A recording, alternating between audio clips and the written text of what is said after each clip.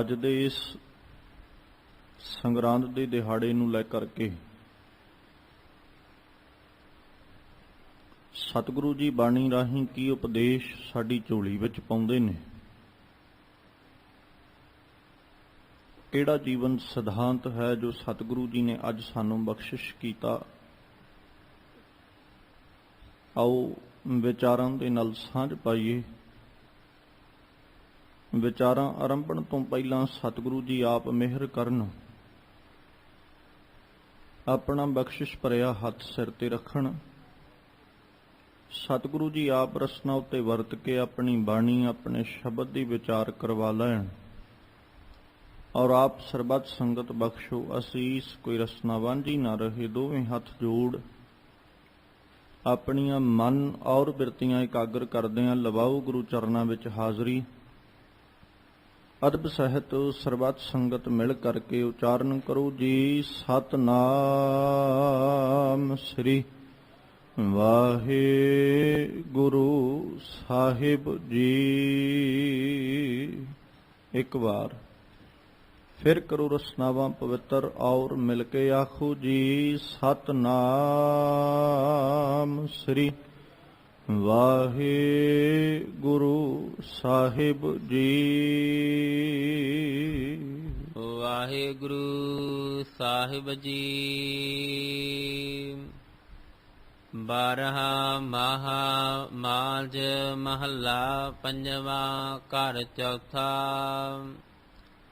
ਇੱਕ ਓੰਕਾਰ ਸਤਿ ਗੁਰ ਪ੍ਰਸਾਦ। ਅਸੁਨ ਪ੍ਰੇਮ ਉਮਹੜਾ। ਕਿਉ ਮਿਲਿਆ ਹਰ ਜਾਏ।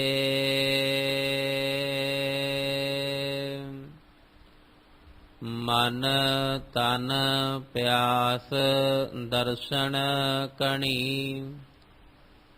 ਕੋਈ ਆਣ ਮਿਲਾਵੇ ਮਾਏ।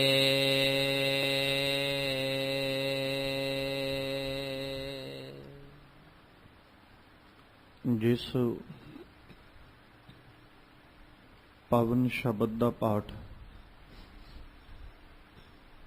ਆਪ ਸੰਗਤ ਨੇ ਬੜੇ ਅਦਬ ਸਤਿਕਾਰ ਦੇ ਨਾਲ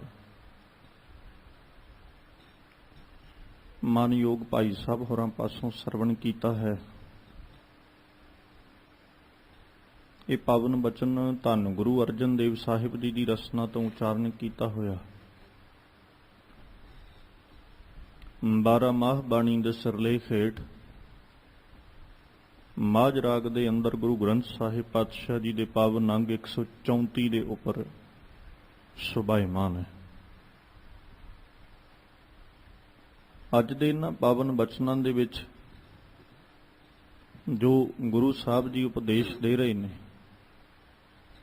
ਜੋ ਇਹਨਾਂ ਪਾਵਨ ਬੋਲਾਂ ਦੇ ਰਾਹੀਂ ਸਤਿਗੁਰੂ ਜੀ ਨੇ ਸਿੱਖਿਆ ਸਿਧਾਂਤ ਅੱਜ ਸਾਨੂੰ ਬਖਸ਼ਿਸ਼ ਕੀਤੇ, ਉਹਦੇ ਵਿੱਚ ਮਾਲਕ ਪਾਤਸ਼ਾਹ ਨੇ ਪ੍ਰੇਮ ਦੇ ਉਮਾਹ ਦੀ ਬਾਤ ਕੀਤੀ। ਇੱਕ ਉਤੇਜਨਾ ਜੋ ਪ੍ਰੇਮ ਕਰਕੇ ਪੈਦਾ ਹੁੰਦੀ ਹੈ, ਤੇ ਉਹ ਉਤੇਜਨਾ ਕਹਿੰਦੇ ਇਸ ਢੰਗ ਨਾਲ ਪੈਦਾ ਹੋਈ ਵੀ ਹੁਣ ਮਨ ਔਰ ਤਨ ਜਿਹੜਾ ਉਹ ਇਹ ਲੋਚਦਾ ਹੈ ਕਿ ਕਿਸੇ ਨਾ ਕਿਸੇ ਢੰਗ ਦੇ ਨਾਲ ਮੇਰਾ ਅਕਾਲ ਪੁਰਖ ਪਰਮੇਸ਼ਵਰ ਮੈਨੂੰ ਮਿਲ ਜਾਏ। ਬਾਤ ਇੱਥੇ ਰੱਬ ਨੂੰ ਮਿਲਣ ਦੀ ਹੈ, ਅਕਾਲ ਪੁਰਖ ਦੇ ਦਰਸ਼ਨ ਔਰ ਦੀਦਾਰਾਂ ਦੀ ਹੈ ਕਿ ਅਸੀਂ ਕਿਹੜਾ ਤਰੀਕਾ, ਕਿਹੜਾ ਢੰਗ ਵਰਤ ਕੇ ਉਸ ਅਕਾਲ ਪੁਰਖ ਪਰਮੇਸ਼ਵਰ ਦੇ ਦਰਸ਼ਨ ਔਰ ਦੀਦਾਰ ਜਿਹੜੇ ਉਹਨੂੰ ਆਸਾਨੀ ਨਾਲ ਕਰ ਸਕੀਏ। ਗੁਰਬਾਣੀ ਨੂੰ ਜਦੋਂ ਪੜ੍ਹਦੇ ਹਾਂ ਤੇ ਸਤਿਗੁਰੂ ਜੀ ਨੇ ਅਕਾਲ ਪੁਰਖ ਦੇ ਅੱਗੇ ਜਦੋਂ ਉਹਦੇ ਦਰਸ਼ਨ ਔਰ ਦੀਦਾਰਾਂ ਦੀ ਗੱਲ ਕੀਤੀ ਤੇ ਸਤਿਗੁਰੂ ਜੀ ਨੇ ਇੱਕ ਵਾਰ ਨਹੀਂ ਬੜੀ ਵਾਰ ਇਸ ਗੱਲ ਦਾ ਜ਼ਿਕਰ ਕੀਤਾ ਕਿ ਮਾਲਕ ਪਾਤਸ਼ਾਹ ਜਦੋਂ ਮੈਂ ਪ੍ਰੇਮ ਵਿੱਚ ਭਿੱਜ ਜਾਂਦਾ ਜਾਂ ਹਿਰਦਾ ਜੀਵ ਇਸਤਰੀ ਦਾ ਪ੍ਰੇਮ ਵਿੱਚ ਭਿੱਜ ਜਾਂਦਾ ਹੈ, ਉਦੋਂ ਜੀਵ ਇਸਤਰੀ ਤੁਹਾਡੇ ਦਰਸ਼ਨਾਂ ਦੀ ਤਾਂਘ ਲੈ ਕੇ ਤੇ ਫਿਰ ਬੈਠ ਜਾਂਦੀ ਹੈ। ਔਰ ਜਦੋਂ ਦਰਸ਼ਨਾਂ ਦੀ ਤਾਂਘ ਲੈ ਕੇ ਬੈਠ ਜਾਂਦੀ ਹੈ, ਉਹਦੇ ਹਿਰਦੇ ਦੀ ਅਵਸਥਾ ਬਣ ਜਾਂਦੀ ਉੱਡੋ ਨਾ ਕਾਗਾ ਕਾਰੇ ਬੇਗਮ ਲੀਜੈ ਮੇਰੇ ਰਾਮ ਪਿਆਰੇ।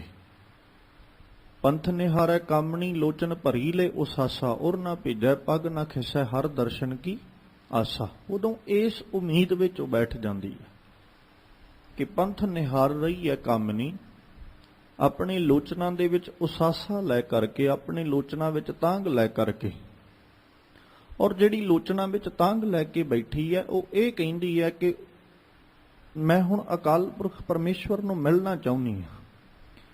ਤੇ ਉਹ ਲੋਚਨਾ ਵਿੱਚ ਜਿਹੜੀ ਤਾਂਘ ਹੈ ਉਹ ਤਾਂਘ ਇਸ ਗੱਲ ਦੀ ਪ੍ਰੋੜਤਾ ਕਰ ਰਹੀ ਹੈ ਕਿ ਉਰ ਨਾ ਭਿਜੈ ਪੱਗ ਨਾ ਖਿਸੈ, ਨਾ ਹੁਣ ਹਿਰਦਾ ਭੇਜ ਰਿਹਾ ਤੇ ਨਾ ਪੱਗ ਖਿਸਕ ਰਿਹਾ। ਕਿਉਂਕਿ ਜਿਸ ਦੇ ਦਰਸ਼ਨਾਂ ਦੀ ਤਾਂਘ ਲੈ ਕੇ ਬੈਠੀ ਹੈ ਜੀਵ ਇਸਤਰੀ, ਜਿੰਨਾ ਚਿਰ ਉਹਦੇ ਦਰਸ਼ਨ, ਉਹਦੇ ਦੀਦਾਰ ਹੋ ਨਹੀਂ ਜਾਂਦੇ, ਹਿਰਦਾ ਭਿਜੇਗਾ ਨਹੀਂ।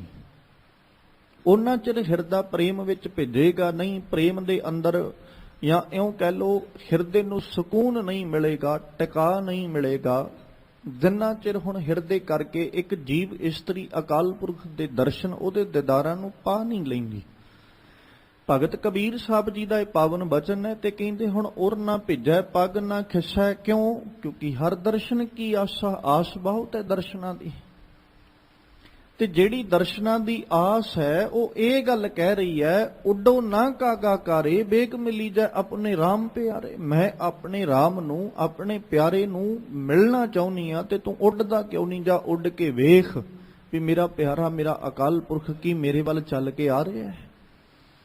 ਇਸ ਤਰੀਕੇ ਦੇ ਨਾਲ ਨਾ ਅੱਜ ਸਤਿਗੁਰੂ ਜੀ ਨੇ ਬੜਾ ਪਿਆਰਾ ਜ਼ਿਕਰ ਕੀਤਾ। ਮਾਲਕ ਜੀ ਨੇ ਸਭ ਤੋਂ ਪਹਿਲਾਂ ਪੰਕਤੀ ਵਿੱਚ ਉਚਾਰਿਆ, ਕਹਿੰਦੇ ਅਸੁਨ ਪ੍ਰੇਮ ਉਮਾਹੜਾ ਕਿਉਂ ਮਿਲੀ ਹੈ ਹਰ ਜਾਏ। ਉਮਾਹ ਦਾ ਮਤਲਬ, ਉਮਾਹੜਾ ਲਫ਼ਜ਼ ਬਣਿਆ ਉਮਾਹ ਤੋਂ। ਉਮਾਹ ਮਤਲਬ ਉਤੇਜਨਾ, ਅੰਦਰਲੀ ਭਾਵਨਾ।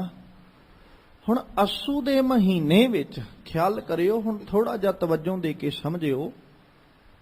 ਤੁਰੇ ਸਾਂ ਚੇਤ ਗੋਬਿੰਦ ਆਰਾਧੀ ਹੈ ਹੋਵੇ ਆਨੰਦ ਕਣਾ, ਇੱਥੋਂ ਤੁਰੇ। ਜੇ ਇਹਦੇ ਤੋਂ ਪਹਿਲਾਂ ਬਾਤ ਕਰਾਂਗੇ ਤੇ ਕਿਰਤ ਕਰਮ ਕੇ ਵਿਛੜੇ, ਅਰਦਾਸ ਕਰਕੇ ਚੱਲੇ ਸਾਂ ਵੀ ਰੱਬ ਜੀ ਅਸੀਂ ਆਪਣੇ ਕੀਤੇ ਕਰਮਾਂ ਕਰਕੇ ਤੇਰੇ ਕੋਲ ਵਿਛੜੇ ਆਂ, ਤੇ ਹੁਣ ਸਾਡੀ ਅਰਦਾਸ ਹੈ ਕਰ ਕਿਰਪਾ ਮੇਲੋ ਰਾਮ, ਸਾਨੂੰ ਆਪਣਾ ਮਿਲਾਪ ਬਖਸ਼, ਅਸੀਂ ਤੇਰੇ ਨਾਲ ਮਿਲ ਜਾਈਏ। ਇਹ ਸਾਡੀ ਬੇਨਤੀ ਹੈ, ਕਿਉਂਕਿ ਕਿਰਤ ਕਰਮ ਕੇ ਵਿਛੜੇ। ਔਰ ਜਦੋਂ ਕਿਰਤ ਕਰਮ ਕੇ ਕੀਤੇ ਹੋਏ ਕੰਮਾਂ ਕਰਕੇ ਅਸੀਂ ਤੇਰੇ ਤੋਂ ਵਿਛੜੇ ਆਂ, ਕਰ ਕਿਰਪਾ ਮੇਲੋ ਰਾਮ, ਤੁਸੀਂ ਕਿਰਪਾ ਕਰੋ ਤੇ ਸਾਨੂੰ ਆਪਣਾ ਮਿਲਾਪ ਬਖਸ਼ੋ। ਇੱਥੋਂ ਅਰਦਾਸ ਕਰਕੇ ਅਕਾਲ ਪੁਰਖ ਅੱਗੇ ਉਹਦੇ ਮੇਲ ਦੀ ਤਾਂਘ ਲੈ ਕੇ ਤੁਰੇ। ਤੇ ਸਤਿਗੁਰੂ ਨੇ ਫਿਰ ਦੱਸਿਆ ਵੀ ਸੱਜਣਾ ਜੇ ਮਿਲਣਾ ਚਾਹੁੰਦਾ ਤੇ ਆਹ ਕੰਮ ਸਿੱਖ ਲਾ, ਚੇਤ ਗੋਬਿੰਦ ਆਰਾਧੀ ਹੈ ਹੋਵੇ ਆਨੰਦ ਕਣਾ, ਇਹ ਕਰਮ ਸਿੱਖ ਲਾ। ਫਿਰ ਜਦੋਂ ਇਹ ਕਰਮ ਸਿੱਖ ਲਿਆ, ਸਤਿਗੁਰੂ ਨੇ ਆਖਿਆ ਵੈਸਾਖ ਧੀਰਣ ਕਿਉਂ ਵਾਂਢੀਆਂ, ਜਿਨ੍ਹਾਂ ਪ੍ਰੇਮ ਵਿਛੋ, ਜਿਨ੍ਹਾਂ ਦੇ ਅੰਦਰ ਪ੍ਰੇਮ ਦੀ ਖਿੱਚ ਪੈ ਜਾਏ ਉਹ ਕਦੇ ਟਿਕ ਕੇ ਨਹੀਂ ਬੈਠੇ। ਫਿਰ ਸਤਿਗੁਰੂ ਜੀ ਕਹਿੰਦੇ ਜੇਠ ਜੁਲੰਦਾ, ਜੇਠ ਜੁੜੰਦਾ ਲੋੜੀ ਹੈ ਜਿਸ ਅੱਗੇ ਸਭ ਨਿਵੰਨ। ਹੁਣ ਉਹਦੇ ਅੱਗੇ ਨਿਵ ਜਿਹਦੇ ਅੱਗੇ ਸਾਰਾ ਸੰਸਾਰ ਨਿਵਦਾ ਹੈ। ਫਿਰ ਜੇਠ ਦੇ ਮਹੀਨੇ ਤੋਂ ਬਾਅਦ ਸਤਿਗੁਰੂ ਜੀ ਆਖਦੇ, ਕਹਿੰਦੇ ਆਸ਼ਾੜ ਤੋਂ ਪੰਦਾ ਤਿਸ ਲੱਗੇ ਹਰ ਨਾਹ ਨਾ ਜਿਨ੍ਹਾਂ ਪਾਸ, ਜਿਨ੍ਹਾਂ ਕੋਲ ਰੱਬ ਦਾ ਨਾਮ ਨਹੀਂ ਹੈ ਉਹਨਾਂ ਦੇ ਲਈ ਆਸ਼ਾੜ ਦਾ ਮਹੀਨਾ ਬੜਾ ਤਪਸ਼ ਵਾਲਾ ਹੈ। ਫਿਰ ਸਾਵਣ ਸਰਸੀ ਕਾਮਣੀ। ਹੁਣ ਸਾਵਣ ਦੇ ਮਹੀਨੇ ਵਿੱਚ ਇੱਕ ਜੀਵ ਇਸਤਰੀ ਆਪਣੇ ਮਨ ਦੇ ਵਿੱਚ ਰਸ ਨਾਲ ਭਰੀ ਹੋਈ ਹੈ। ਫਿਰ ਭਾਦੋਏ ਭਰਮ ਭੁਲਾਣੀਆਂ, ਦੂਜੇ ਲੱਗਾ ਹੇਤ ਭਾਈ ਜੀਵ ਇਸਤਰੀਏ ਖਿਆਲ ਰੱਖੀ ਕਿਤੇ ਦੋ ਭਾ ਆਪਣੇ ਹਿਰਦੇ 'ਚ ਨਾ ਰੱਖ ਲਈ, ਦੋ ਭਾਓ ਆਪਣੇ ਹਿਰਦੇ 'ਚ ਨਾ ਰੱਖ ਲਈ, ਕਿਉਂਕਿ ਜੇ ਦੋ ਭਾਓ ਰੱਖ ਲਏ ਤੇ ਭਰਮ ਵਿੱਚ ਪੈ ਜਾਏਗੀ। ਹੁਣ ਜਿੰਨੇ ਉਹ ਸਾਰੇ ਉਪਦੇਸ਼ਾਂ ਨੂੰ ਆਪਣੇ ਪੱਲੇ ਨਾਲ ਬੰਨ੍ਹ ਲਿਆ, ਕਿਉਂਕਿ ਇਹ ਤੇ ਹੈ ਨਹੀਂ ਵੀ ਜੀਵ ਇਸਤਰੀ ਅੱਜ ਰੱਬ ਵੱਲ ਤੁਰਨ ਲੱਗੀ ਤੇ ਉਹਦੇ ਹਿਰਦੇ 'ਚ ਇੰਨੀ ਖਿੱਚ ਪੈ ਗਈ ਵੀ ਉਹ ਕਹਿੰਦੀ ਹੈ ਵੀ ਹੁਣ ਮੇਰਾ ਮਨ ਉਮਾਹ ਵਿੱਚ ਹੈ, ਉਮਾਹ ਨਾਲ ਭਰਿਆ ਹੋਇਆ, ਤਾਂਘ ਨਾਲ ਭਰਿਆ ਹੋਇਆ ਵੀ ਰੱਬ ਮਿਲੇ। ਪਹਿਲੇ ਦਿਨ ਤੇ ਹੋ ਸਕਦਾ ਹੈ ਕਿ ਸਮਝ ਵੀ ਨਾ ਹੋਏ ਵੀ ਅਸੀਂ ਰੱਬ ਨੂੰ ਮਿਲਣਾ। ਅਸੀਂ ਤੇ ਸਿਰਫ ਇੱਕ ਅਰਦਾਸ ਕਰਕੇ ਤੁਰੇ ਹਾਂ ਵੀ ਰੱਬ ਜੀ ਜੇ ਅਸੀਂ ਆਪਣੇ ਕਰਮਾਂ ਵੱਲ ਝਾਤ ਮਾਰੀ ਤੇ ਅਸੀਂ ਤੁਹਾਡੇ ਤੋਂ ਬਹੁਤ ਵਿਛੜ ਚੁੱਕੇ ਹਾਂ, ਦੂਰੀ ਬੜੀ ਬਣ ਗਈ ਹੈ। ਹੁਣ ਅਸੀਂ ਤੁਹਾਡੇ ਅੱਗੇ ਅਰਦਾਸ ਕਰਦੇ ਵੀ ਕਿਰਪਾ ਕਰਕੇ ਮੇਲ ਲਓ ਸਾਨੂੰ। ਜਦੋਂ ਇਹ ਅਰਦਾਸ ਕਰਕੇ ਤੁਰੇ, ਮਨ ਵਿੱਚ ਫਿਰ ਤਾਂਘ ਬਣਦੀ ਗਈ। ਜਿਵੇਂ ਜਿਵੇਂ ਸਮਾਂ ਗੁਜ਼ਰਦਾ ਗਿਆ ਤਿਵੇਂ ਤਿਵੇਂ ਮਨ ਵਿੱਚ ਪ੍ਰੇਮ ਬਣਦਾ ਗਿਆ। ਇੱਥੋਂ ਤੱਕ ਪਹੁੰਚ ਗਏ ਅਸੁਨ ਪ੍ਰੇਮ ਉਮਾਹੜਾ ਕਿਉਂ ਮਿਲੀ ਐ ਹਰ ਜਾਏ। ਮੈਂ ਕਿਵੇਂ ਮਿਲਾਂ ਜਾ ਕੇ ਰੱਬ ਨੂੰ। ਫਿਰ ਗੁਰੂ ਸਾਹਿਬ ਦੇ ਕੀਤੀ ਬਾਣੀ ਨੂੰ ਪੜ੍ਹੋ। ਇਸੇ ਨਾ ਪਾਵਨ ਬਚਨ ਨੂੰ ਗੁਰੂ ਨਾਨਕ ਸਾਹਿਬ ਨੇ ਵੀ ਉਚਾਰਿਆ ਤੇ ਉਹਨਾਂ ਆਖਿਆ ਕਿਵ ਸਚਿਆਰਾ ਹੋਈ ਹੈ। ਉੱਥੇ ਸਚਿਆਰ ਦਾ ਮਤਲਬ ਕੀ ਹੈ? ਸੱਚ ਦੇ ਪ੍ਰਕਾਸ਼ਯੋਗ, ਰੱਬ ਨੂੰ ਮਿਲਣ ਵਾਲੇ ਅਸੀਂ ਕਿਵੇਂ ਬਣ ਜਾਈਏ। ਇੱਕ ਇਹ ਵੀ ਸਵਾਲ ਖੜਾ ਹੈ। ਇੱਥੇ ਵੀ ਕਹਿ ਰਹੇ ਕਿਉਂ ਮਿਲੀ ਹੈ ਹਰ ਜਾਏ। ਗੁਰੂ ਅਰਜਨ ਸਾਹਿਬ ਜੀ ਦੀ ਪਾਵਨ ਬਾਣੀ ਦੇ ਬਚਨ ਆਪ ਜੀ ਦੀਆਂ ਰਸਨਾਵਾਂ ਤੇ ਰਹਿੰਦੇ, ਜਿੱਥੇ ਉਹ ਆਖਦੇ ਮੇਰਾ ਮਨ ਲੋਚੈ ਗੁਰ ਦਰਸ਼ਨ ਤਾਈ, ਬਿਲਬ ਕਰੈ ਚਾਤਰੀ ਕੀ ਨਿਆਈ, ਤ੍ਰਿਖਾ ਨਾ ਉਤਰੈ ਸ਼ਾਂਤ ਨਾ ਆਵੈ ਬਿਨ ਦੇਖੇ, ਸੰਤ ਪਿਆਰੇ ਜੀਓ ਹਉ ਘੋਲੀ ਜੀਓ ਘੋਲ ਕਮਾਈ, ਗੁਰ ਦਰਸ਼ਨ ਸੰਤ ਪਿਆਰੇ ਜੀਓ। ਫਿਰ ਇਸੇ ਪਾਵਨ ਸ਼ਬਦ ਵਿੱਚ ਆ ਜਾ ਕੇ ਅਗਾਂਹ ਕਹਿੰਦੇ ਇੱਕ ਘੜੀ ਨਾ ਮਿਲਤੇ ਤਾਂ ਕਲਯੁਗ ਹੋਤਾ, ਹੁਣ ਕਦ ਮਿਲਿਆ ਪ੍ਰੇ ਤੁਧ ਭਗਵੰਤਾ, ਮੋਹੇ ਰਹਿਣ ਨਾ ਵਿਹਾਵੈ ਨੀਂਦ ਨਾ ਆਵੈ ਬਿਨ ਦੇਖੇ ਗੁਰ ਦਰਸਾਰੇ ਜੀਓ। ਅੰਦਰਲੀ ਤਾਂਘ ਹੈ ਕਿਉਂ ਮਿਲਿਆ ਹਰ ਜਾਏ। ਮੈਂ ਰੱਬ ਨੂੰ ਜਾ ਕੇ ਮਿਲਣਾ ਕਿਸ ਢੰਗ ਨਾਲ ਹੈ, ਕਿਵੇਂ ਮਿਲਾਂ। ਪੁੱਛਿਆ ਤੂੰ ਮਿਲਣਾ ਕਿਉਂ ਚਾਹੁੰਦੀ ਹੈ। ਫਿਰ ਅਗਾਂਹ ਦੱਸਿਆ ਕਿ ਮਨ ਤਨ ਪਿਆਸ ਦਰਸ਼ਨ ਘਣੀ, ਬਹੁਤ ਘਣੀ ਪਿਆਸ ਲੱਗੀ ਹੈ। ਘਣੀ ਮਤਲਬ ਬਹੁਤ ਜ਼ਿਆਦਾ। ਤੇ ਕੋਈ ਆਣ ਮਿਲਾਵੇ ਮਾਏ, ਹੈ ਮੇਰੀ ਮਾਂ ਮੈਨੂੰ ਆ ਕੇ ਕੋਈ ਮਿਲਾ ਦੇ ਰੱਬ ਨਾਲ, ਮੈਂ ਤੇ ਮਿਲਣਾ ਚਾਹੁੰਦੀ ਆ। ਹਾਂ ਇੰਨੀ ਗੱਲ ਜ਼ਰੂਰ ਆਖਦੀ ਆ, ਦਰਸ਼ਨ ਪਿਆਸੀ ਦਿਨਸ ਰਾਤ, ਚਿਤਵੋਂ ਅਨ ਦਿਨ ਨੀਤ, ਖੋਲ ਕਪਟ ਗੁਰ ਮੇਲੀਆ ਨਾਨਕ ਹਰ ਸੰਗ ਮੀਤ। ਜਾਂ ਇਹ ਬਾਤ ਮੈਂ ਜ਼ਰੂਰ ਆਖਦਾ ਕਿ ਦਰ ਮਾਦੇ ਠਾਡੇ ਦਰਬਾਰ, ਤੁਝ ਬਿਨ ਸੁਰਤ ਕਰੈ ਕੋ ਮੇਰੀ ਦਰਸ਼ਨ ਦੀਜੈ, ਖੋਲ ਕੇ ਵਾਰ ਮਨ ਤਨ ਪਿਆਸ ਦਰਸ਼ਨ ਕਰਨੀ। ਇੰਨੀ ਕੁ ਪਿਆਸ ਲੱਗ ਗਈ, ਹਾਲਤ ਅਵਸਥਾ ਐਸੀ ਬਣ ਗਈ, ਦਰਸ਼ਨ ਦੇਖ ਜੀਵਾਂ ਗੁਰ ਤੇਰਾ, ਪੂਰਨ ਕਰਮ ਹੋਏ ਪ੍ਰਭ ਮੇਰਾ, ਇਹ ਬੇਨੰਤੀ ਸੁਣ ਪ੍ਰਭ ਮੇਰੇ, ਦੇ ਨਾਮ ਕਰ ਆਪਣੇ ਚੇਰੇ, ਆਪਣੀ ਸ਼ਰਨ ਰਾਖ ਪ੍ਰਭ ਦਾਤੇ, ਗੁਰ ਪ੍ਰਸਾਦ ਕਿਨੈ ਵਿਰਲੇ ਜਾਤੇ, ਸੁਣੋ ਬਿਨੋ ਪ੍ਰਭ ਮੇਰੇ ਮੀਤਾ, ਚਰਨ ਕਮਲ ਵਸੈ ਮੇਰੇ ਚੀਤਾ, ਨਾਨਕ ਏਕ ਕਰੈ ਅਰਦਾਸ ਵਿਸਰ ਨਾਹੀ, ਪੂਰਨ ਗੁਣਤਾਸ। ਇੰਨੀ ਤਾਂਗ ਲੈ ਕੇ ਬੈਠੀ ਆ ਮੈਂ ਦਰਸ਼ਨਾਂ ਦੀ।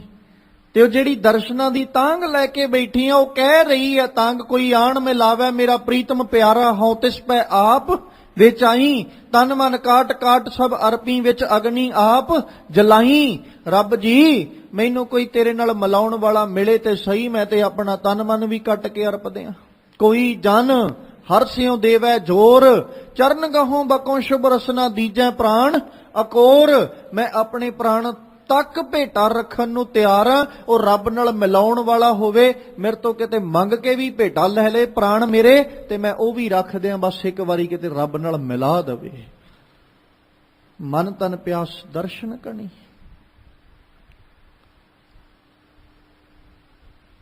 ਇੱਕ ਨਾ ਥੋੜਾ ਜਿਹਾ ਤਵੱਜੋਂ ਦੇ ਕੇ ਸਮਝਿਓ।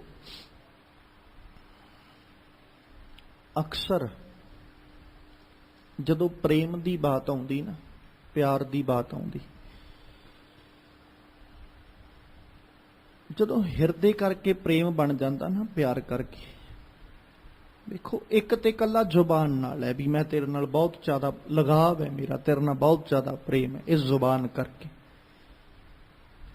ਪਰ ਜਦੋਂ ਹਿਰਦੇ ਕਰਕੇ ਪ੍ਰੇਮ ਦੀ ਬਾਤ ਆਉਂਦੀ, ਫਿਰ ਹਿਰਦੇ ਕਰਕੇ ਪ੍ਰੇਮ ਜਿਹੜਾ ਬਣ ਜਾਏ ਉਹ ਲਫ਼ਜ਼ਾਂ ਨਾਲ ਕਦੇ ਬਿਆਨ ਨਹੀਂ ਹੁੰਦਾ, ਉਹਦੇ ਲਈ ਸ਼ਬਦ ਮੁੱਕ ਜਾਂਦੇ ਨੇ। ਉਦੋਂ ਨਾ ਫਿਰ ਸਾਡਾ ਸਰੀਰ ਜਾਂ ਸਰੀਰਕ ਇੰਦਰੇ ਜਿਹੜੇ ਨੇ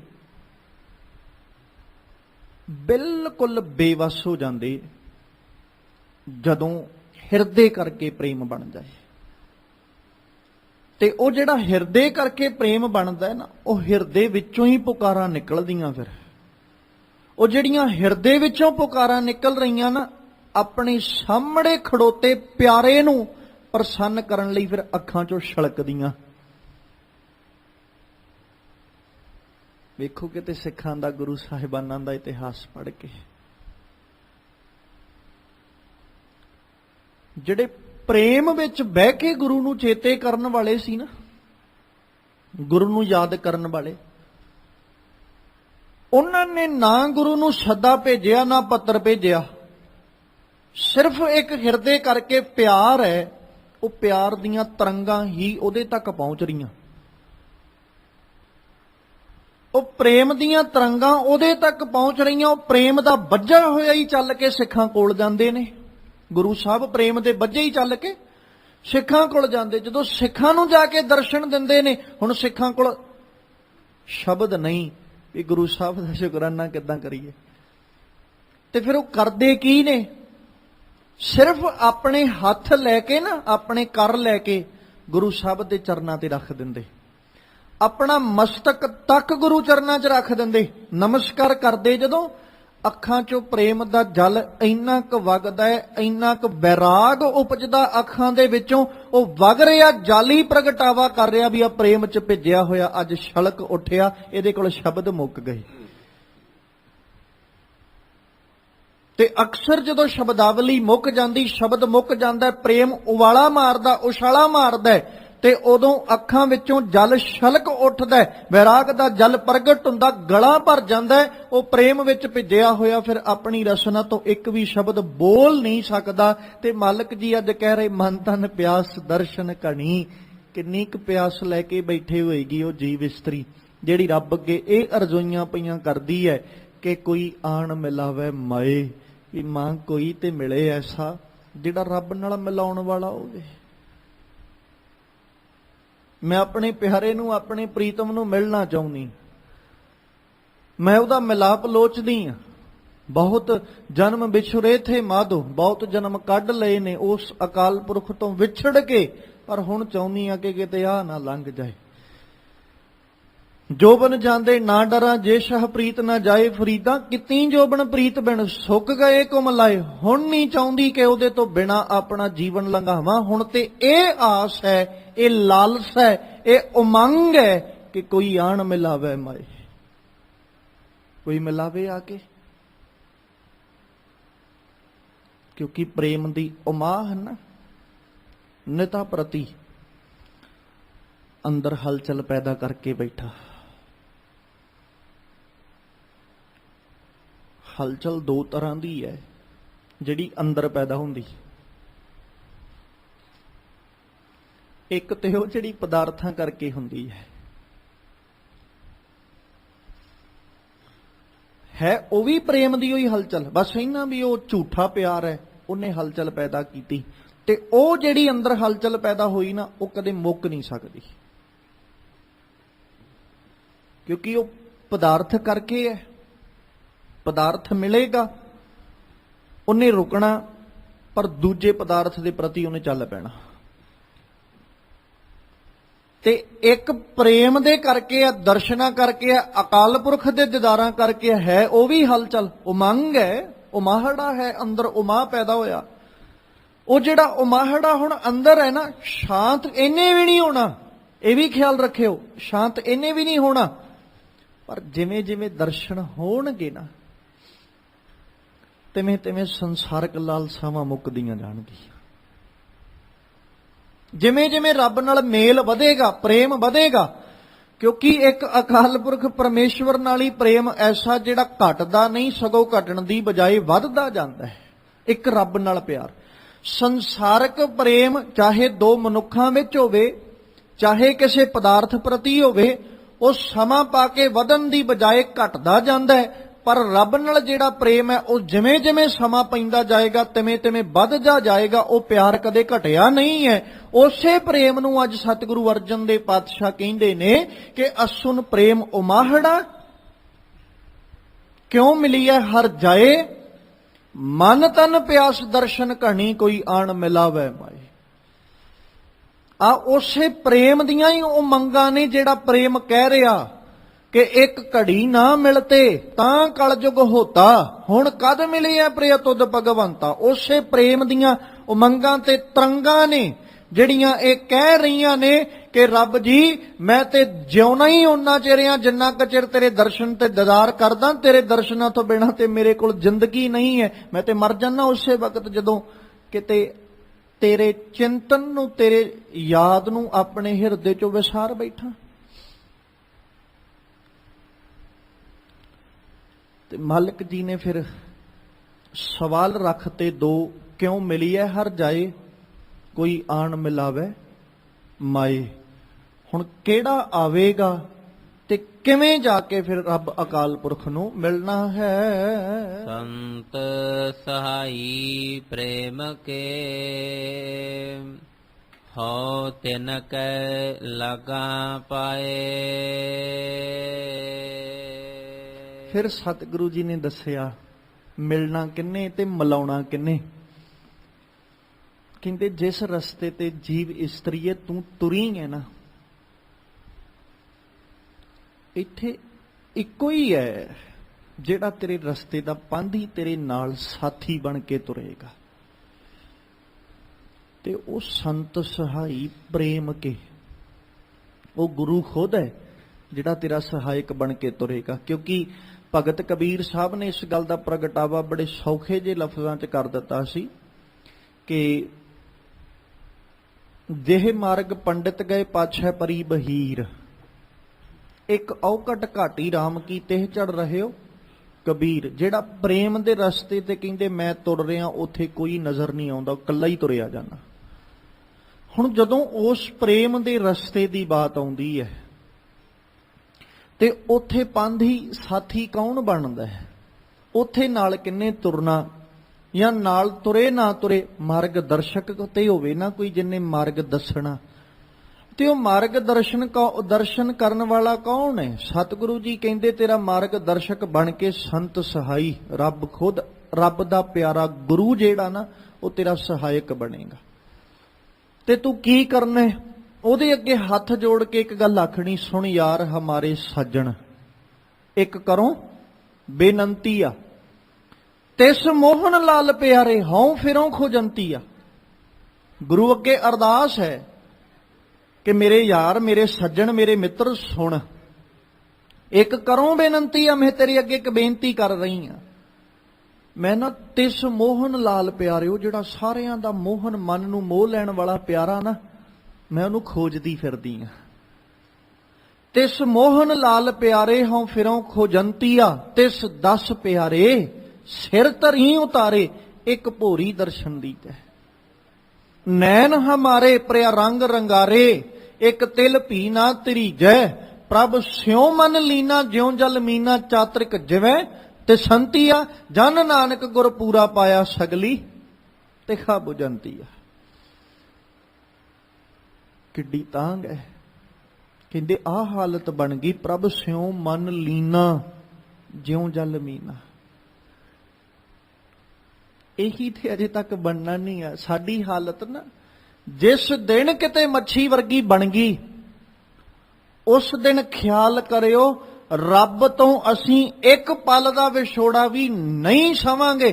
ਹਾਂ, ਜਿੰਨਾ ਚਿਰ ਅਸੀਂ ਕੁੰਮੀ ਵਰਗੇ ਆ ਜਾਂ ਉਹਨਾਂ ਵਰਗੇ ਆ ਜਿਹੜੇ ਜਲ ਵਿੱਚ ਵੀ ਰਹਿਣ ਵਾਲੇ ਤੇ ਜਲ ਤੋਂ ਬਾਹਰ ਵੀ ਜ਼ਿੰਦਗੀ ਜਿਉਣ ਵਾਲੇ, ਉਹਨਾਂ ਵਰਗੇ ਆ, ਉਹਨਾਂ ਚਿਰ ਸਾਨੂੰ ਹੋ ਸਕਦਾ ਵੀ ਰੱਬ ਦਾ ਪ੍ਰੇਮ ਮਿਲੀ ਜਾਏ ਤੇ ਤਾਂ ਵੀ ਠੀਕ ਹੈ, ਨਾ ਮਿਲਿਆ ਤਾਂ ਵੀ ਕੋਈ ਨਹੀਂ। ਪਰ ਜਿਸ ਦਿਨ ਅੰਦਰਲੀ ਤਾਂਗ, ਅੰਦਰਲਾ ਜੀਵਨ, ਅੰਦਰਲੀ ਅਵਸਥਾ ਮੱਛੀ ਵਰਗੀ ਬਣ ਗਈ ਨਾ, ਹੁਣ ਮੱਛੀ ਨੂੰ ਇੱਕੋ ਹੀ ਚੀਜ਼ ਚਾਹੀਦੀ, ਉਹ ਸਾਰੇ ਪਦਾਰਥਾਂ ਨੂੰ ਠੁਕਰਾ ਦੇਗੀ, ਸਾਰੀਆਂ ਵਸਤੂਆਂ ਨੂੰ ਠੁਕਰਾ ਦੇਗੀ। ਬਸ ਉਹਨੇ ਇਹ ਆਖਣਾ, ਸੱਜਣਾ ਕਦੇ ਪਾਣੀ ਤੋਂ ਦੂਰ ਨਾ ਕਰੀ।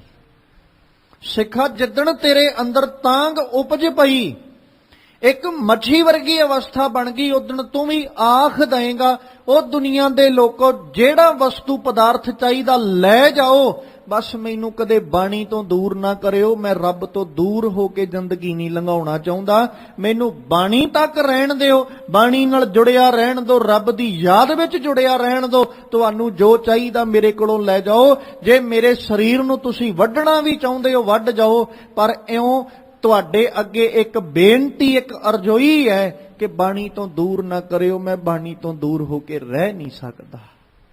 ਜਿੱਦਣ ਮੱਛੀ ਵਰਗੀ ਅਵਸਥਾ ਬਣੇਗੀ, ਪ੍ਰਭ ਸਿਉ ਮਨ ਲੀਨਾ ਜਿਉ ਜਲ ਮੀਨਾ। ਫਿਰ ਦੂਜੀ ਚਾਤ੍ਰਿਕ ਜਿਵੇਂ ਤਿਸੰਤੀ ਆ। ਹੁਣ ਚਾਤ੍ਰਿਕ ਵਰਗੀ ਅਵਸਥਾ ਕਿੱਥੋਂ ਲੈ ਕੇ ਆਵਾਂਗੇ? ਹੁਣ ਚਾਤ੍ਰਿਕ ਦੀ ਅਵਸਥਾ ਤੇ ਇਹ ਹੈ, ਉਹ ਕਹਿੰਦਾ ਵੀ ਮਰਤੇ ਜਾਵਾਂਗਾ ਮੈਂ, ਪਰ ਸਵੰਤੀ ਬੂੰਦ ਤੋਂ ਬਿਨਾ ਕੁਝ ਪੀ ਨਹੀਂ ਸਕਦਾ। ਮਰਨਾ ਮਨਜ਼ੂਰ ਹੈ। ਦੇਖੋ ਨਾ, ਰੱਬ ਵੀ ਕਿੱਡਾ ਦਿਆਲੂ ਹੈ, ਕਿੱਡਾ ਤਰਸ ਕਰਨ ਵਾਲਾ।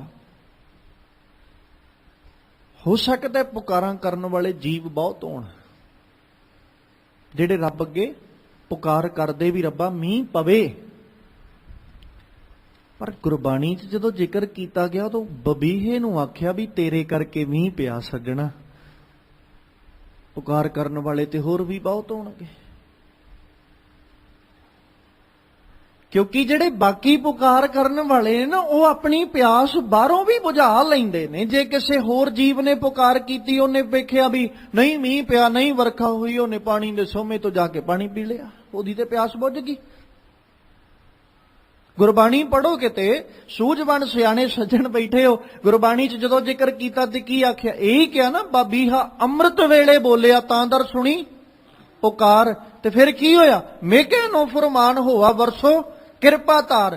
ਆਇਆ ਕਿਤੇ ਹੋਰ ਜੀਵ ਦਾ ਜ਼ਿਕਰ ਵੀ ਜਿਨੇ ਅੰਮ੍ਰਿਤ ਵੇਲੇ ਉੱਠ ਕੇ ਜਾਂ ਅੰਮ੍ਰਿਤ ਵੇਲੇ ਜਾਂ ਵਰਖਾ ਦੇ ਅੱਗੇ ਪੁਕਾਰ ਕੀਤੀ ਹੋਵੇ ਤੇ ਮੀਂਹ ਪਿਆ ਹੋਵੇ? ਸਿਰਫ ਇੱਕ ਬਬੀਹੇ ਦਾ ਜ਼ਿਕਰ ਆਉਂਦਾ ਵੀ ਉਹ ਐਸੀ ਉਹਨੇ ਪੁਕਾਰ ਕੀਤੀ, ਐਡੇ ਪ੍ਰੇਮ 'ਚ ਭਿੱਜ ਕੇ ਉਹਨੇ ਰੱਬ ਅੱਗੇ ਅਰਜ਼ੋਈ ਕੀਤੀ ਵੀ ਅਕਾਲ ਪੁਰਖ ਪਰਮੇਸ਼ਵਰ ਨੇ ਮੇਘਾਂ ਨੂੰ ਫਰਮਾਨ ਕੀਤਾ ਵੀ ਜਾ ਸੱਜਣਾ, ਹੁਣ ਤੇਰੀ ਡਿਊਟੀ ਤੇ ਜਾ, ਜ਼ਿੰਮੇਵਾਰੀ ਬਣਦੀ ਵੀ ਜਾ ਕੇ ਇਹਦੀ ਪਿਆਸ ਬੁਝਾ। ਉਹ ਮੇਘਾਂ ਨੂੰ ਫਰਮਾਨ ਹੋਆ, ਉਹਨੂੰ ਐਸਾ ਫਰਮਾਨ ਹੋਇਆ, ਉਹਨੂੰ ਆ ਕੇ ਵਰਸਣਾ ਪਿਆ ਤੇ ਉਹ ਵਰਸ ਰਿਹਾ। ਹੁਣ ਬਬੀਹੇ ਦੀ ਪਿਆਸ ਬੁਝਦੀ ਹੈ।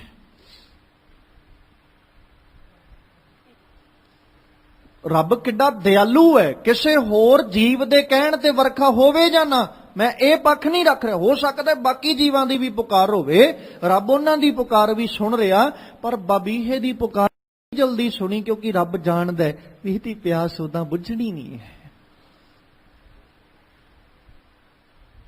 ਤੇ ਜੇ ਚਾਤ੍ਰਿਕ ਵਰਗੀ ਅਵਸਥਾ ਸਾਡੀ ਬਣ ਜੇ, ਅਸੀਂ ਰੱਬ ਨੂੰ ਕਹੀਏ ਵੀ ਰੱਬਾ ਕਿਰਪਾ ਦਾ ਮੀਂਹ ਪਾ, ਕਿ ਉਹ ਤੋਂ ਬਿਨਾਂ ਪਿਆਸ ਨਹੀਂ ਬੁੱਝਣੀ, ਤੇ ਕੀ ਰੱਬ ਕਿਰਪਾ ਨਾ ਵਰਤਾਏ?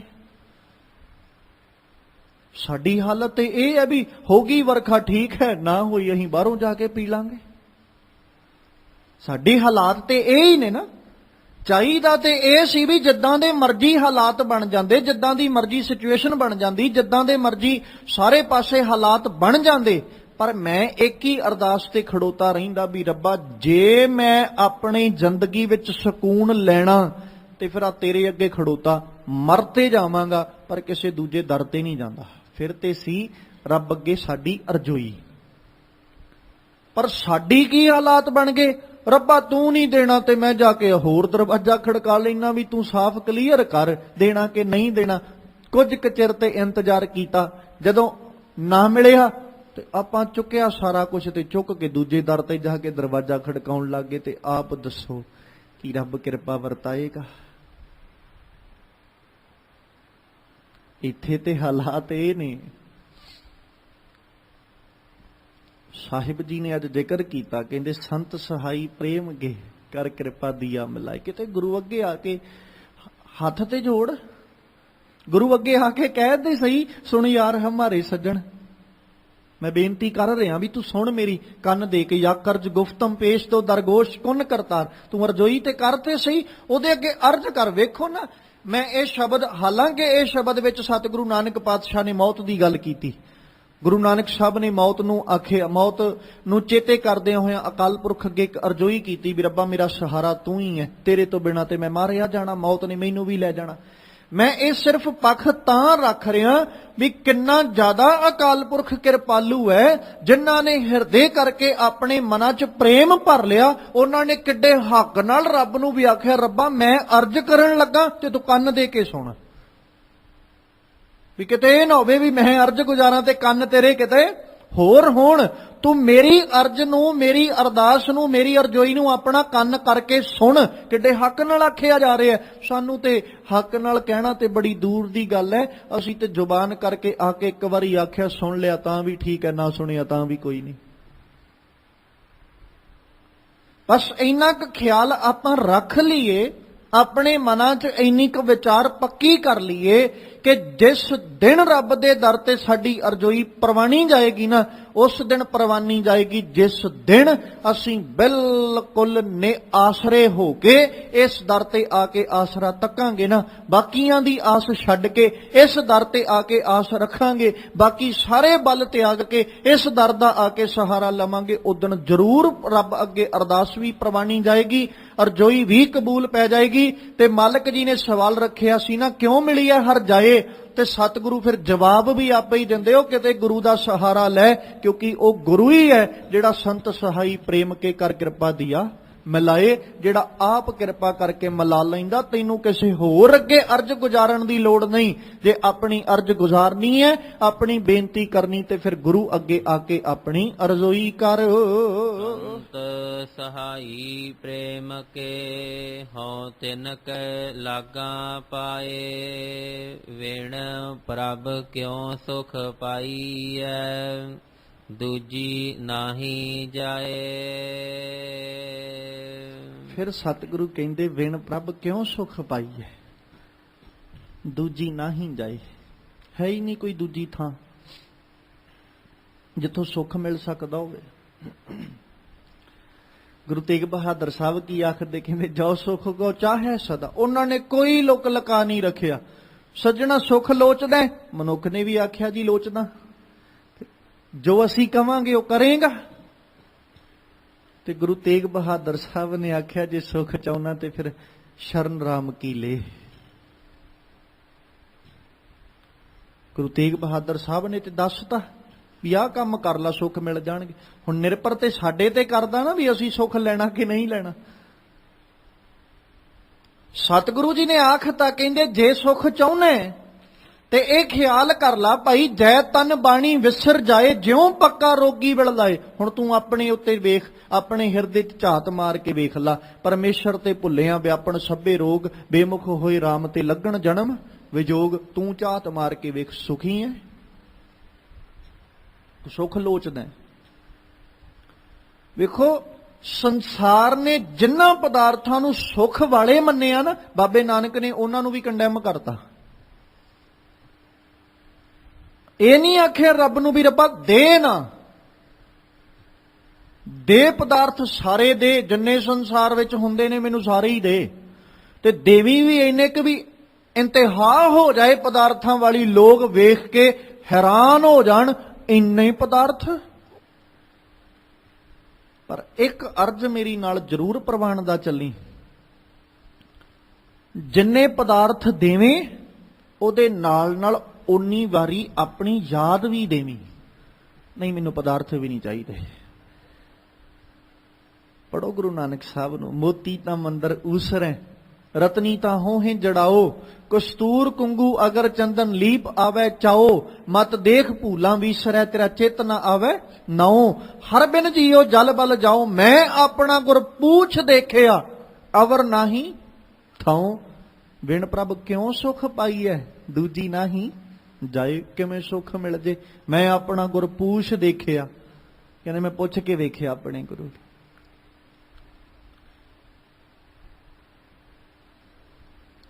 ਤੇ ਉਹਨੇ ਕੀ ਦੱਸਿਆ?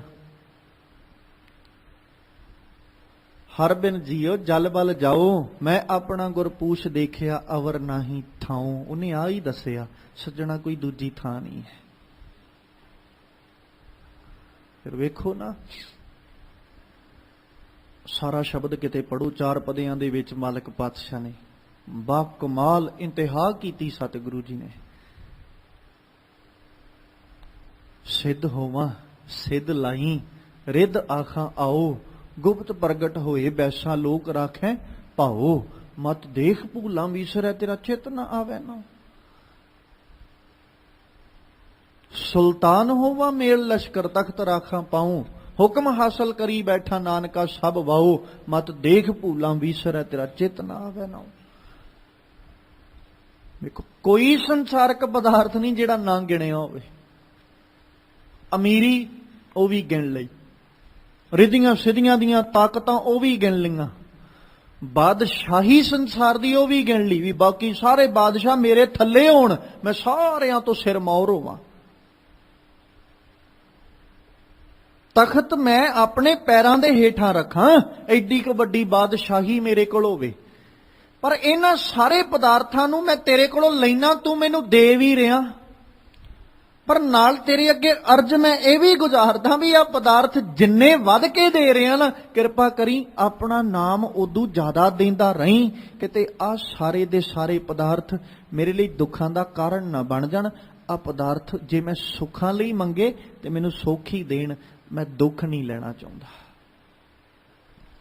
ਤਖਤ ਉਦਣ ਦੁੱਖ ਵਾਲਾ ਬਣ ਜਾਂਦਾ ਹੈ, ਦੁੱਖਾਂ ਦਾ ਕਾਰਨ ਬਣ ਜਾਂਦਾ, ਜਿੱਦਣ ਤਖਤ ਤੇ ਬੈਠਿਆਂ ਰੱਬ ਭੁੱਲ ਜਾਏ।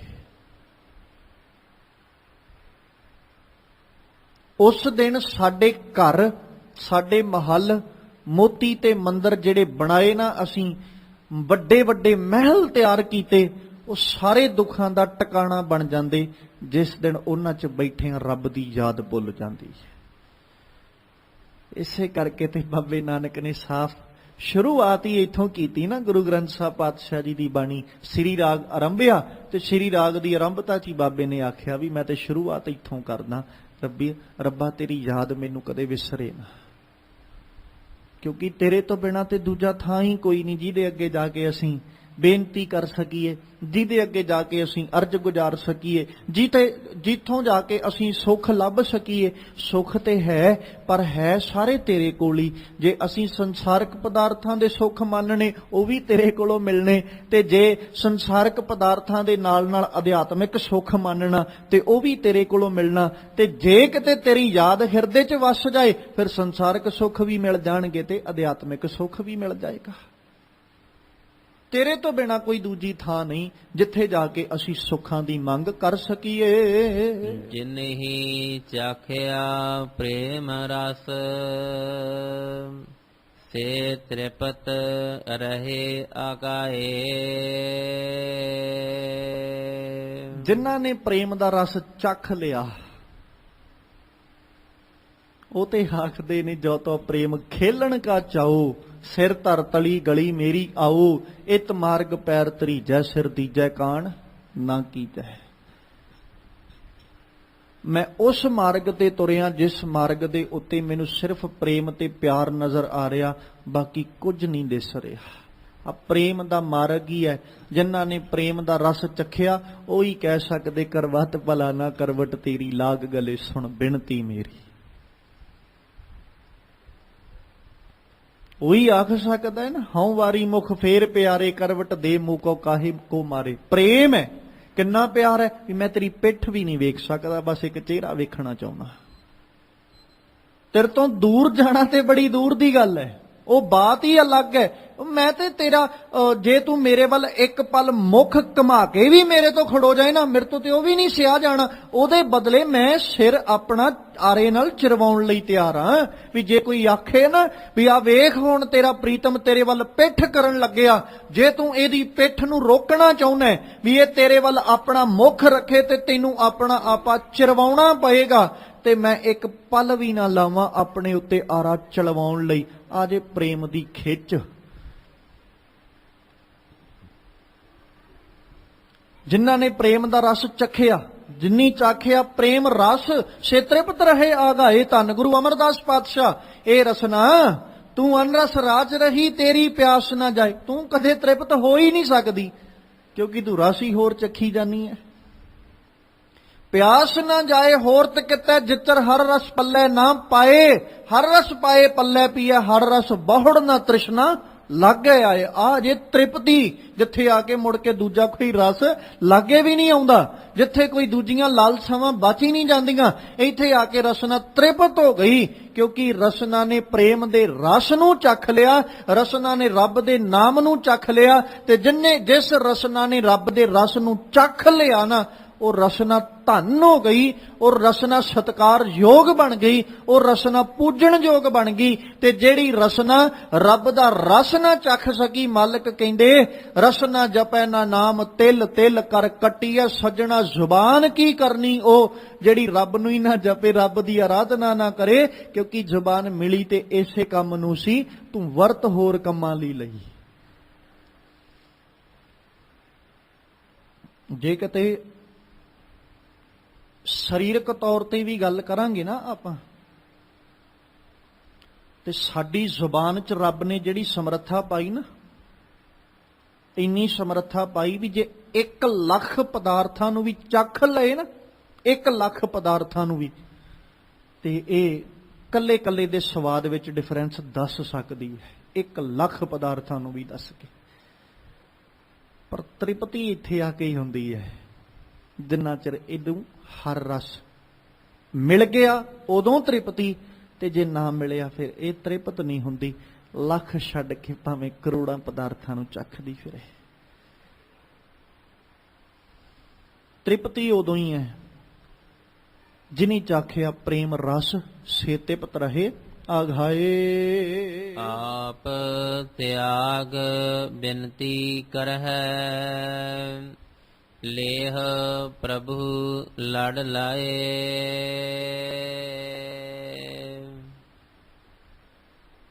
ਆਹੀ ਕਰਮ ਸਭ ਤੋਂ ਔਖਾ ਹੈ। ਆਪ ਤਿਆਗ ਬੇਨਤੀ ਕਰੇ। ਸੰਸਾਰਕ ਤੌਰ ਉੱਤੇ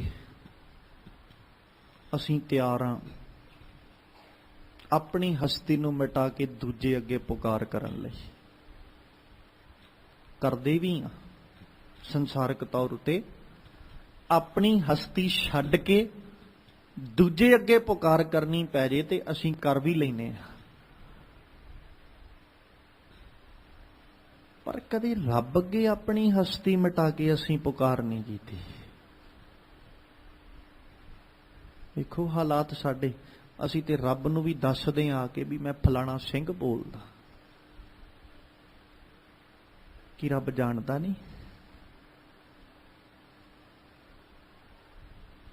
ਸੰਸਾਰਕ ਬੰਦੇ ਅੱਗੇ ਗਏ ਤੇ ਉਹਨੂੰ ਜਾ ਕੇ ਪਤਾ ਕੀ ਆਖਿਆ, ਜੀ ਅਸੀਂ ਤੇ ਬਸ ਤੁਹਾਡੇ ਸਿਰ ਦੇ ਉੱਤੇ ਹੀ ਬੈਠੇ ਆ, ਤੁਹਾਡੇ ਕਰਕੇ ਹੀ ਸਾਡੀ ਹਸਤੀ ਹੈ।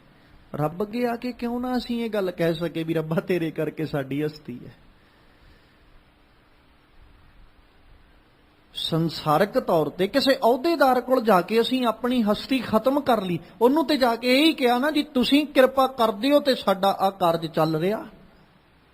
ਤੇ ਰੱਬ ਨੂੰ ਆ ਕੇ ਕਿਉਂ ਨਹੀਂ ਆਖਿਆ ਰੱਬਾ ਤੂੰ ਕਿਰਪਾ ਕਰਦਾ ਤੇ ਸਾਡੀ ਦੇਹ ਹੀ ਚੱਲ ਰਹੀ ਹੈ। ਬਾਕੀ ਗੱਲਾਂ ਦੂਰ ਦੀਆਂ, ਬਾਕੀ ਗੱਲਾਂ ਬਾਅਦ ਵਿੱਚ, ਸਭ ਤੋਂ ਪਹਿਲਾਂ ਤੇ ਬਾਤ ਦੇਹ ਹੀ ਚੱਲਣ ਦੀ ਹੈ ਨਾ। ਰੱਬ ਅੱਗੇ ਆ ਕੇ ਇਹ ਨਹੀਂ ਕਹਿਤਾ ਵੀ ਰੱਬਾ ਤੂੰ ਕਿਰਪਾ ਕੀਤੀ ਤੇ ਆ ਸਾਡੀ ਦੇਹ ਹੀ ਚੱਲ ਰਹੀ। ਇੱਥੇ ਆ ਕੇ ਤੇ ਅਸੀਂ ਰੱਬ ਨੂੰ ਵੀ ਆਖਿਆ ਰੱਬਾ ਮੈਂ ਤੈਨੂੰ ਆ ਦੇਣ ਲੱਗਿਆ। ਪਹਿਲਾਂ ਇਹ ਤੇ ਸੋਚੀਏ ਕਿ ਰੱਬ ਨੂੰ ਅਸੀਂ ਦੇਣ ਜੋਗੇ ਹਾਂ। ਇੱਥੇ ਆ ਕੇ ਤੇ ਇਹ ਕਹਿਣਾ ਸੀ ਕਿ ਰੱਬ ਜੀ ਮੈਂ ਆਪਣਾ ਆਪਾ ਛੱਡ ਕੇ ਆਇਆ, ਤੁਹਾਡੇ ਚਰਨਾਂ ਦਾ ਸੇਵਕ ਆ ਤੇ ਕਿਰਪਾ ਕਰੋ ਲੇਹੋ ਪ੍ਰਭੂ ਲੜ ਲਾਏ। ਵੇਖੋ ਨਾ ਸਤਿਗੁਰੂ ਪਾਤਸ਼ਾਹ ਦੀ ਬਾਣੀ ਪੜ੍ਹ ਕੇ ਮਾਲਕ ਜੀ ਨੇ ਬਾਣੀ ਦੇ ਵਿੱਚ ਜ਼ਿਕਰ ਕਰਦਿਆਂ ਇਸ ਗੱਲ ਦੀ ਪ੍ਰੋੜਤਾ ਕੀਤੀ, ਹੱਬੇ ਸਾਕ ਕੁੜਾਵੇ ਡਿੱਠੇ ਤੋ ਪੱਲੇ ਤੈਂਡੇ ਲਾਗੀ। ਪੱਲੇ ਨਾਲ ਤੇ ਫੇਰ ਹੀ ਲੱਗਾਂਗੇ ਨਾ ਜਦੋਂ ਹੱਬੇ ਸਾਕ ਕੁੜਾਵੇ ਡਿੱਠੇ। ਬਾਕੀ ਸਾਕ ਤੇ ਛੱਡ ਵੀ ਦੇਾਂਗੇ ਪਰ ਆਪਣਾ ਆਪਾਂ ਕਿੱਦਣ ਤਿਆਗਾਂਗੇ? ਆਪਣਾ ਆਪਾਂ ਤੇ ਅਸੀਂ ਤਿਆਗ ਹੀ ਨਾ ਸਕੇ।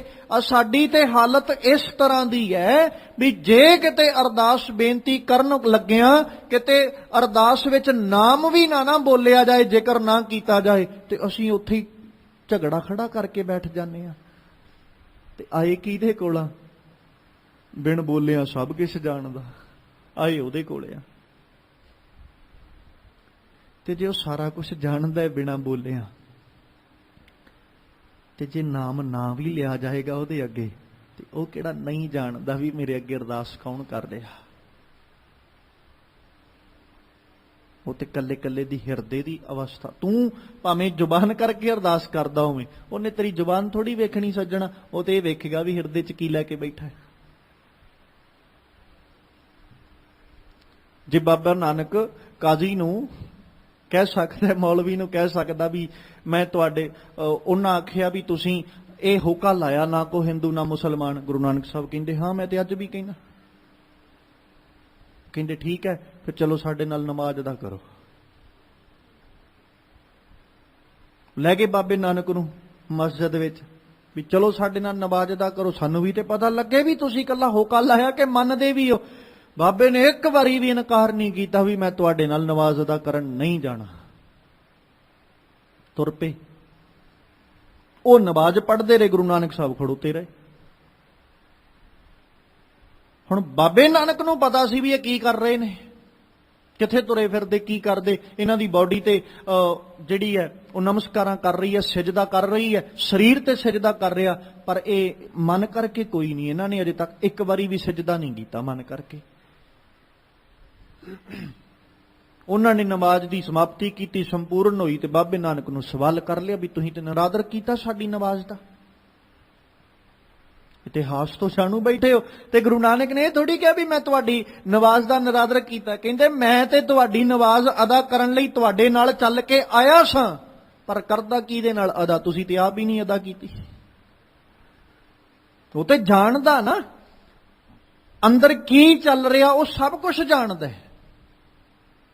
ਸਾਡੇ ਅੰਦਰ ਦੇ ਹਾਲਾਤ, ਅਵਸਥਾ ਕੀ ਹੈ, ਉਹਨੂੰ ਸਭ ਕੁਝ ਪਤਾ ਹੈ।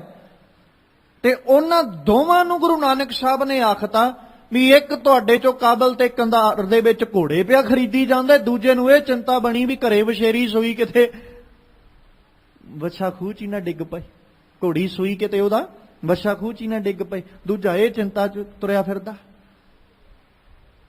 ਤੁਹਾਡੇ ਚੋਂ ਨਮਾਜ਼ ਕਿਹਨੇ ਅਦਾ ਕੀਤੀ? ਤੇ ਉਹਨਾਂ ਨੂੰ ਜਵਾਬ ਨਹੀਂ ਸੀ ਆਇਆ, ਕੋਈ ਗੁਰੂ ਨਾਨਕ ਅੱਗੇ ਬੋਲ ਨਹੀਂ ਸੀ ਸਕੇ। ਕਿਉਂਕਿ ਜਿੱਥੇ ਆ ਕੇ ਸਭ ਕੁਝ ਛੱਡ ਕੇ ਆਉਣਾ ਸੀ ਨਾ, ਇਸ ਘਰ ਦਾ ਸਿਧਾਂਤ ਪਤਾ ਕੀ ਹੈ, ਰੱਬ ਕੋਲ ਆਉਣ ਦਾ ਤਰੀਕਾ ਕੀ ਹੈ। ਰੱਬ ਖੁਦ ਇਸ ਗੱਲ ਦੀ ਪ੍ਰੋੜਤਾ ਕਰਦੇ, ਹੋ ਸਭਨ ਕੀ ਰੇਣੁਕਾ ਤਾਓ ਆਓ ਹਮਾਰੇ ਪਾਸ। ਜਿੱਦਣ ਸਾਰਿਆਂ ਦੀ ਰੇਣੁਕਾ ਬਣ ਜਾਏਗਾ ਉਦਣ ਚੱਲ ਕੇ ਆ ਜੀ ਮੇਰੇ ਕੋਲ। ਤੇ ਫਿਰ ਮੈਂ ਤੇ ਅਜੇ ਤੱਕ ਆਪਣਾ ਆਪਾ ਹੀ ਨਹੀਂ ਤਿਆਗਿਆ। ਤੇ ਗੁਰੂ ਅਰਜਨ ਸਾਹਿਬ ਅੱਜ ਕਹਿੰਦੇ ਆਪ ਤਿਆਗ ਬੇਨਤੀ ਕਰੈ, ਤੇ ਬੇਨਤੀ ਕੀ ਕਰਨੀ, ਲੇਹੋ ਪ੍ਰਭੂ ਲੜ ਲਾਏ। ਰੱਬ ਜੀ ਕਿਤੇ ਆਪਣੇ ਪੱਲੇ ਨਾਲ ਸਾਨੂੰ ਵੀ ਜੋੜ ਲਵੋ। ਜੋ ਹਰ ਕੰਤ ਮਿਲਾਈਆ, ਸੇ ਵਿਛੜ ਕਤਹਿ ਨਾ ਜਾਏ।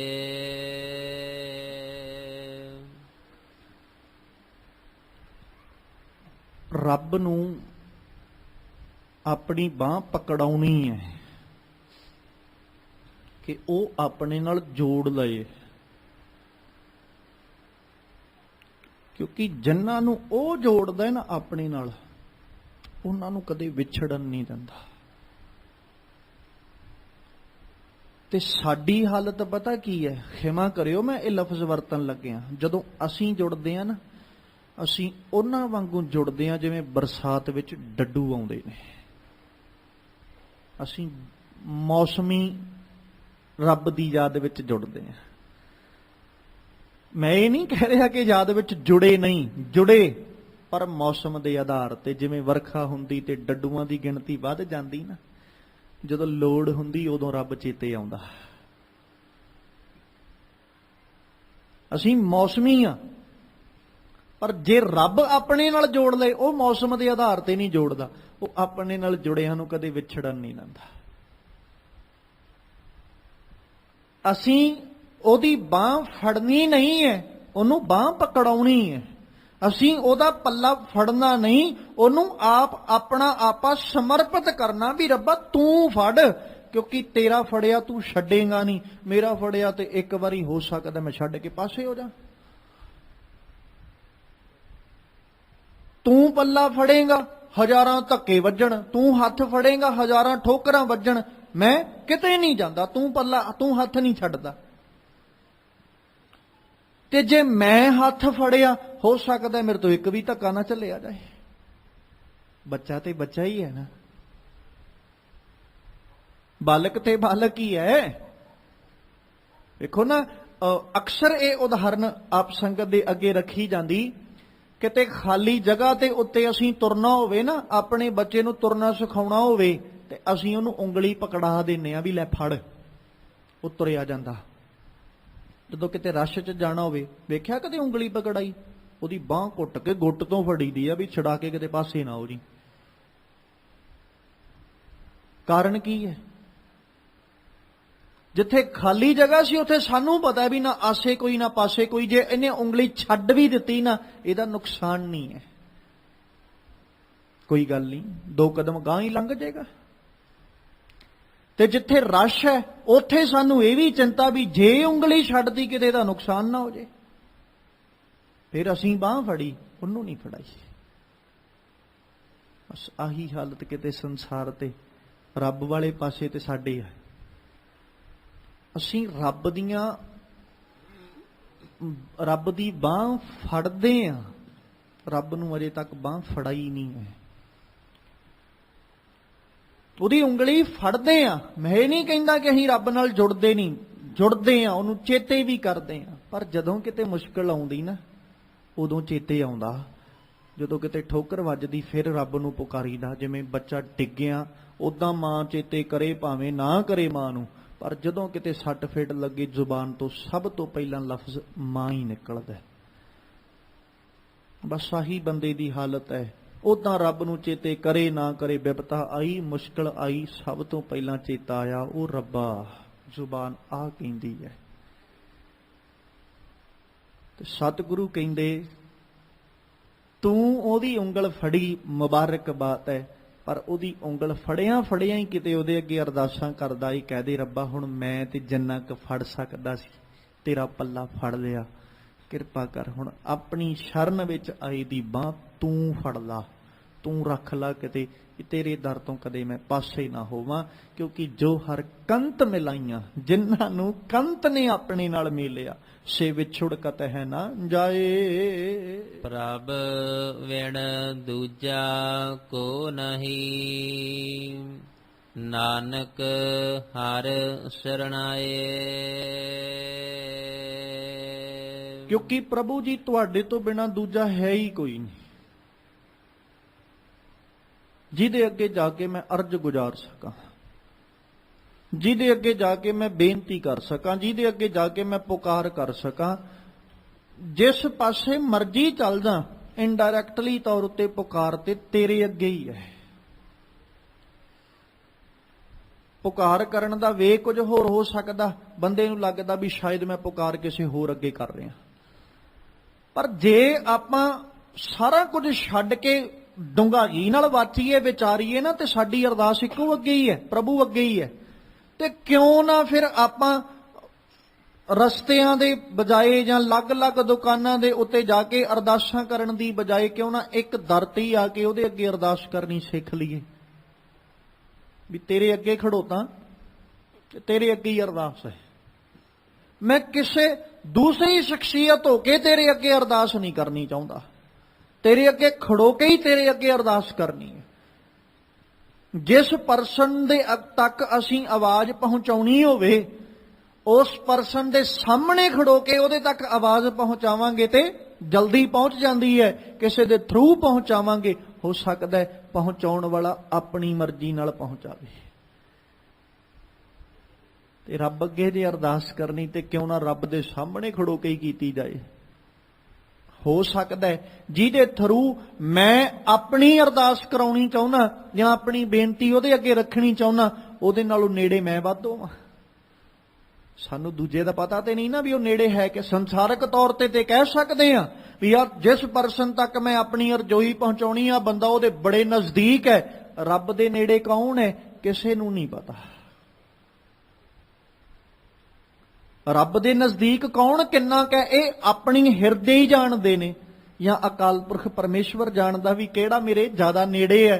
ਤੇ ਕਿਉਂ ਨਾ ਅਸੀਂ ਕਿਸੇ ਕੋਲੋਂ ਆਪਣੀ ਬੇਨਤੀ ਉਹਦੇ ਅੱਗੇ ਪਹੁੰਚਾਉਣ ਦੀ ਬਜਾਏ ਖੁਦ ਆਪ ਹੀ ਉਹਦੇ ਅੱਗੇ ਅਰਜ਼ ਲਾ ਦਈਏ। ਹੋ ਸਕਦਾ ਹੈ ਮੈਂ ਜਿਹਦੇ ਕੋਲੋਂ ਬੇਨਤੀ ਕਰਵਾਉਣੀ ਚਾਹੁੰਦਾ ਹੋਵਾਂ ਉਹ ਮੇਰੇ ਤੋਂ ਪਿੱਛੇ ਖੜੋਤਾ ਹੋਵੇ ਰੱਬ ਦੇ ਕੋਲ, ਤੇ ਮੈਂ ਉਹਦੇ ਜ਼ਿਆਦਾ ਨੇੜੇ ਹੋਵਾਂ, ਮੇਰੀ ਆਵਾਜ਼ ਪਹਿਲਾਂ ਪਹੁੰਚ ਜਾਏ।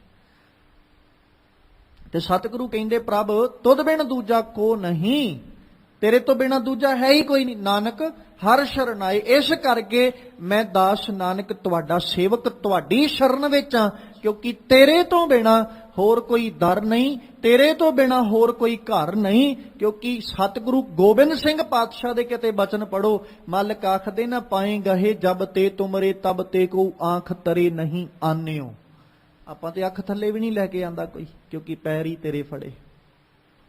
ਰਾਮ ਰਹੀਮ ਪੁਰਾਣ ਕੁਰਾਨ ਅਨੇਕ ਕਹੇ ਮਤ ਏਕ ਨਾ ਮਾਨਿਓ। ਆਪਾਂ ਨਹੀਂ ਕਿਸੇ ਦੀ ਮੰਨੀ, ਕਹਿਣ ਵਾਲੇ ਕਈ ਜਣ ਜੋ ਮਰਜੀ, ਕਿਉਂਕਿ ਪਾਏ ਗਹੇ ਜਬ ਤੇ ਤੁਮਰੇ, ਆਪਾਂ ਤੇਰੇ ਪੈਰ ਫੜੇ, ਕਿਸੇ ਹੋਰ ਦੇ ਨਹੀਂ।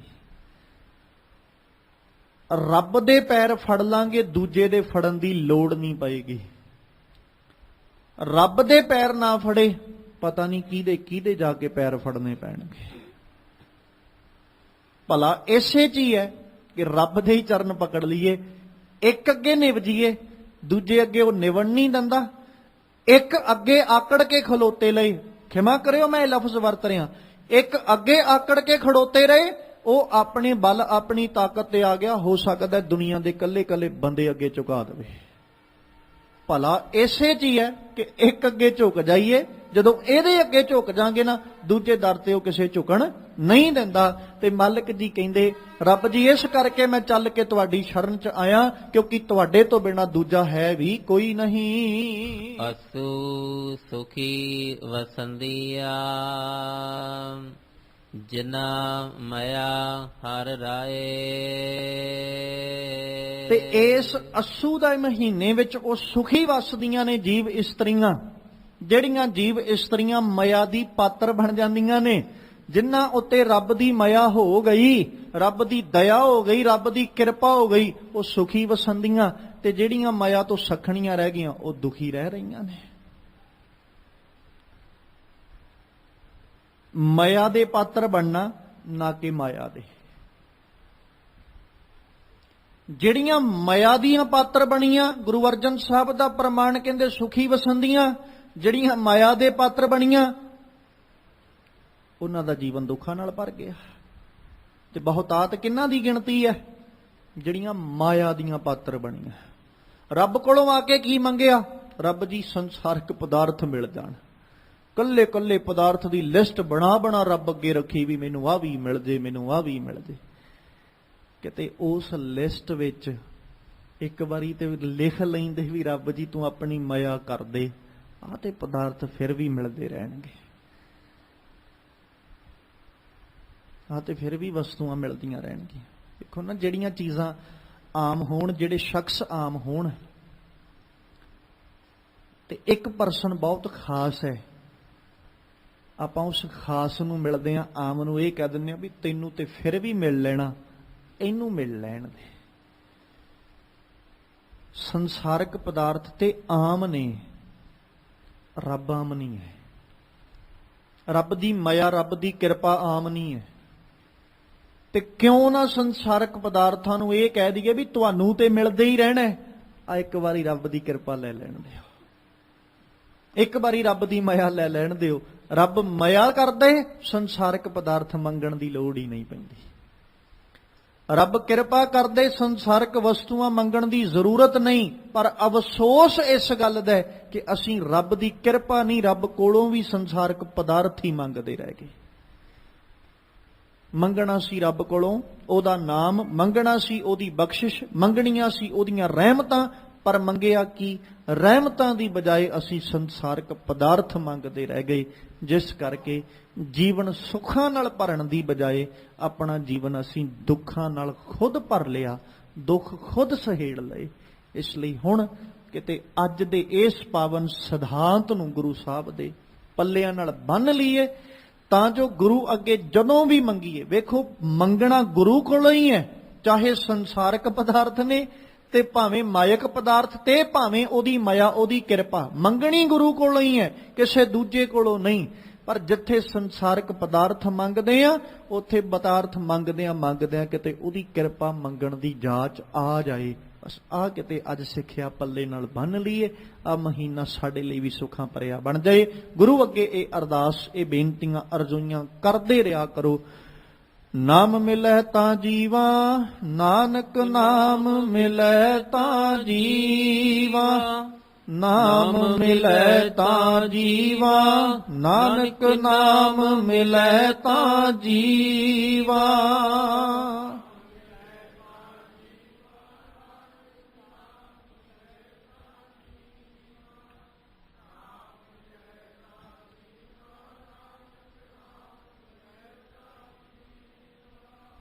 ਤਰਸ ਪਿਆ ਮਿਹਰਮਤ ਹੋਈ, ਤਰਸ ਪਿਆ ਮਿਹਰਮਤ ਹੋਈ।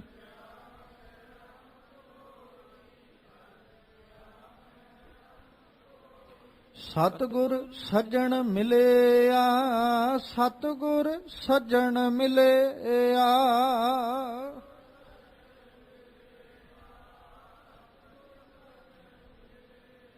ਨਾਨਕ ਨਾਮ ਮਿਲੈ ਤਾਂ ਜੀਵਾ, ਨਾਨਕ ਨਾਮ ਮਿਲੈ ਤਾਂ ਜੀਵਾ।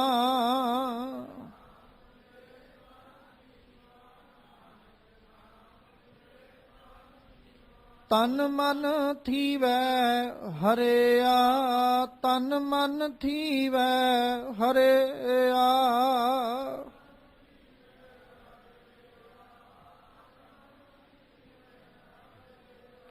ਨਾਮ ਮਿਲੈ ਤਾਂ ਜੀਵਾ, ਨਾਨਕ ਨਾਮ ਮਿਲੈ ਤਾਂ ਜੀਵਾ, ਨਾਮ ਮਿਲੈ ਤਾਂ ਜੀਵਾ, ਨਾਨਕ ਨਾਮ ਮਿਲੈ ਤਾਂ ਜੀਵਾ।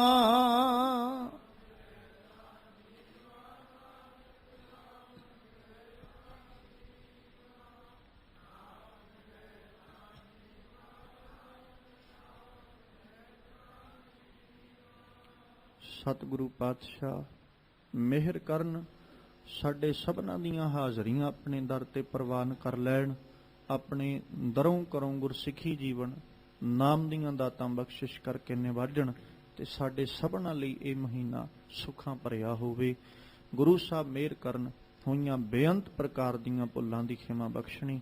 ਆਓ ਪਾਵਨ ਬਚਨਾਂ ਨੂੰ ਆਪਣੇ ਹਿਰਦੇ ਵਿੱਚ ਵਸਾ ਲਈਏ। ਪ੍ਰਭ ਵਿਣ ਦੂਜਾ ਕੋ ਨਹੀਂ, ਨਾਨਕ ਹਰ ਸਰਣਾਏ। ਅਸੂ ਸੁਖੀ ਵਸੰਦੀਆ, ਜਿਨਾ ਮਇਆ ਹਰ ਰਾਏ। ਵਾਹਿਗੁਰੂ ਜੀ ਕਾ ਖਾਲਸਾ, ਵਾਹਿਗੁਰੂ ਜੀ ਕੀ ਫਤਿਹ।